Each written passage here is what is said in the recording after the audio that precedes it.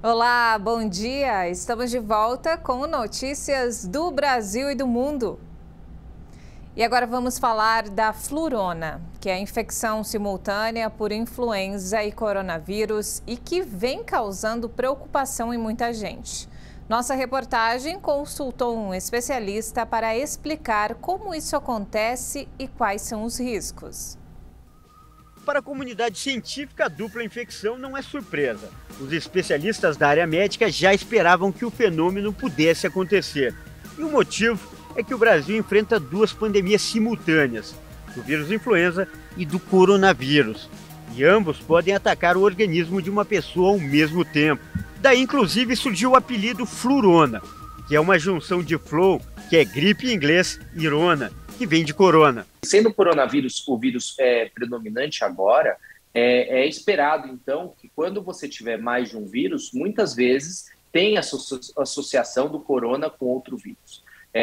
Como no Brasil está enfrentando uma epidemia de influenza, não era de se espantar que em algum momento a gente encontrasse também a associação do influenza e do corona ao mesmo tempo. Nós estamos aí com as variantes, com a Omicron, que é altamente transmissível, né, da Covid-19, e a Darwin, né, da influenza. Então, infelizmente, essa mistura aí não está sendo muito boa para nós, né? Vem sobrecarregando a todos, muitas pessoas gripadas, felizmente com sintomas leves na sua grande maioria. O termo flurona foi usado pela primeira vez em Israel, quando o primeiro caso de infecção simultânea foi detectado. No Brasil, pelo menos 7 estados já registraram pacientes que testaram positivo para a influenza e o coronavírus ao mesmo tempo. Só em São Paulo, 110 pessoas estão nessa condição. E o aumento desses casos já coloca as autoridades em alerta e tem causado bastante insegurança entre a população. A principal dúvida é: essa dupla contaminação aumenta o risco de internações e até de mortes? Bom, segundo especialistas, não há comprovação desse perigo. O que vai determinar a gravidade da situação é a condição do paciente. Pessoas idosas e com comorbidades devem ter atenção redobrada. A discussão, e essa é uma discussão médica, é se você ter dois vírus ao mesmo tempo pode ter uma evolução pior do que ter somente um vírus. Se os dois eles podem juntar os efeitos ruins de um e de outro, piorando a evolução clínica do paciente. Né? Com uma experiência ainda pequena em relação à associação de corona e influenza, porque isso está acontecendo mais agora, a sensação é que não, a gente não está vendo uma evolução pior nesses dois vírus. E da experiência que a gente tem, principalmente em crianças, onde é mais comum fazer os testes que pesquisam os vários vírus respiratórios, combinações de outros vírus parecem também não representar um risco adicional. E essas duas cepas, aparentemente, contaminam muito mais, mas também com sintomas menos graves, né? Então, o que nós temos observado é isso. Comorbidades, né? Então, pessoas com comorbidades, hipertensão, diabetes, obesidade e idosos imunossuprimidos têm uma tendência a agravar o quadro mais, né? Entrando numa síndrome respiratória aguda muitas vezes. A população em geral, que tem uma boa saúde, tem desenvolvido sintomas mais leves. É importante lembrar que os dois vírus são respiratórios e as medidas de prevenção continuam sendo as mesmas. Uso de máscaras, distanciamento social, higienização das mãos e, claro, a vacinação. A primeira coisa que eu acho que é fundamental é as vacinas, elas trazem um benefício enorme para a sociedade. Hoje, o número menor de óbitos que a gente vê em relação ao Covid são nitidamente decorrentes das vacinas. Isso também já foi provado que as vacinas da gripe, na população mais vulnerável, são fundamentais para diminuir os casos graves. Então, vacinação é algo que sempre vai existir. O principal sempre será a prevenção.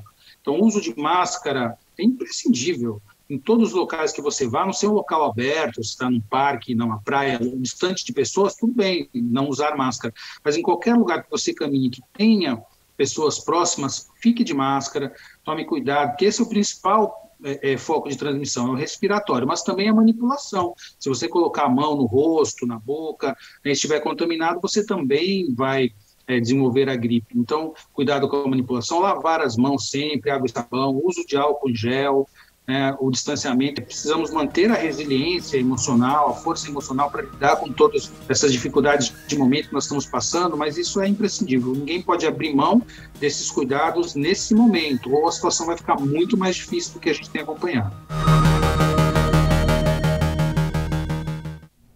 A Organização Mundial da Saúde afirmou que o aumento de casos da Ômicron em todo o mundo poderia intensificar o risco de novas variantes, até mais perigosas, do coronavírus. Apesar de a variante Ômicron se espalhar rapidamente por todo o mundo, cientistas consideram que a cepa parece ser menos grave do que as anteriores. A possibilidade gerou esperanças de que a pandemia de coronavírus pode ser superada em breve. A responsável de emergências da Organização Mundial da Saúde, Catherine Smallwood, disse que o aumento das taxas de infecção pode ter o efeito contrário e produzir uma doença ainda mais perigosa. Ainda estamos em uma fase em que o vírus está evoluindo rapidamente. Quanto mais se espalha, mais se transmite e mais se replica. Por isso, é provável que haja uma nova variante. A Ômicron é letal, pode causar morte e hospitalização, talvez um pouco menos do que a Delta. Mas o que se pode dizer de uma próxima variante? Ainda não estamos em uma situação em que possamos contar com a imunidade de rebanho. Ainda precisamos ter a mesma abordagem, a estratégia permanece a mesma. De acordo com a OMS, a vacinação continua sendo a melhor opção para manter os níveis de transmissão baixos. Nós estamos acostumados com robôs em fábricas, histórias de ficção e filmes. Mas a pandemia acelerou o futuro do mercado de trabalho. E a ajudinha tecnológica já está sendo usada para compor a equipe de alguns restaurantes no mundo. Este tradicional restaurante bávaro na pequena cidade de Dormitz enfrentava problemas com a falta de mão de obra. Até que um dia, o dono do restaurante resolveu contratar o simpático Hilde, o robô garçom. Decidimos contratá-lo devido à falta de pessoal. Procuramos suporte na tecnologia. Não é um substituto, claro, mas é um alívio para os garçons.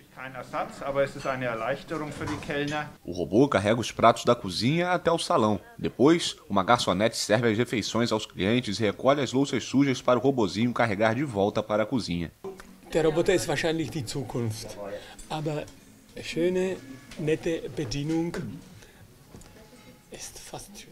O robô é provavelmente o futuro, mas uma simpática garçonete é muito mais agradável. Die Zeit, weil die Bedienung ist immer noch da und die serviert das zum Schluss und der Roboter, das ist die Zukunft. Segundo o dono do restaurante, o aluguel de Hilde custa em torno de 1.000 euros por mês. Bonitinho, hein?